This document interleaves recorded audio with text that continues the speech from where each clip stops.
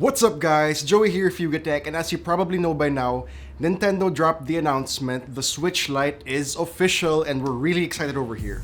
Let's get pricing and availability out of the way first so we can get to talking about the other features. So it's gonna retail for $199 US and will be available on September 20. So the main sentiment about this device so far is that it's a Switch, but it doesn't switch. Now what does this mean? So the concept of the term Switch means that you can choose to play in one of three different modes. Handheld mode, tabletop mode using the kickstand, or in docked or TV mode. With the Switch Lite, the controls are built into the device itself, which means no Joy-Cons included. And that means you're primarily gonna have to use the Switch Lite in handheld mode. But what about games like Super Mario Party or 1-2 Switch that require detached Joy-Cons? Well, the good news is that you can buy separately a pair of Joy-Cons and still connect them to the Switch Lite. You just lose the ability to slide them into the sides like you could with the original Switch. And for the third mode, which is docked or TV mode, you lose this capability altogether, as the Type-C port on the Switch Lite will not have HDMI video output. Another aspect to reinforce the fact that it's really primarily intended to serve as a single-player handheld gaming device. So, other differences. The Switch Lite lives up to its light name as it's quite a bit lighter than the original Switch. 399 grams versus 277 grams.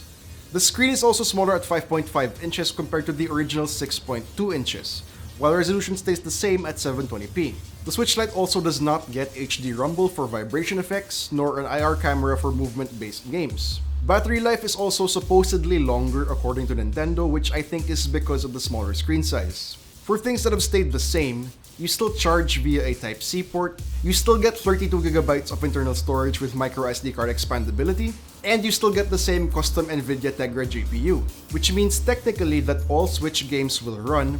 Your limitation is purely based on whether or not the game supports handheld mode. Just be sure to check the game's label. Now, things I like about it. You get a proper D-pad on the controller, finally. The size is really nice if you plan to travel with your Switch. It has the same GPU as the original Switch. There's the promise of longer battery life.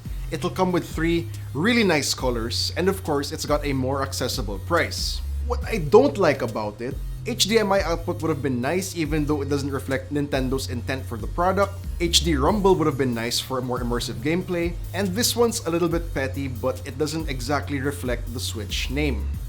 So all in all, my take on the Switch Lite is that it's really meant to be for people who don't care about playing on the TV. For those who aren't really interested in the local multiplayer experience, it's for people who mainly want to play in handheld mode, maybe on the go, or curled up in the couch, or whatever. And I'm willing to bet that for the majority of Switch owners, a big chunk of time is spent playing in handheld mode anyway. I guess you could say it's a device for single gamers. Alright, so that wraps up this video. Now I want to ask you guys, are you going to be getting a Switch Lite or not? Let me know in the comments down below. And if you enjoyed this video, please do drop a like, subscribe to our channel for more content, hit that bell icon so you don't miss any future uploads, and be sure to visit YugaTech.com for the latest tech news and reviews. This has been Joey, and I'll see you in the next one.